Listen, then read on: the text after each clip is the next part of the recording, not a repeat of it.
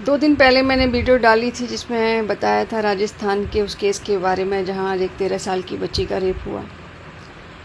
आज मैंने खबर पढ़ी कि ख़त्म हो चुकी है, वो अपनी अंतिम सांसें ले चुकी है।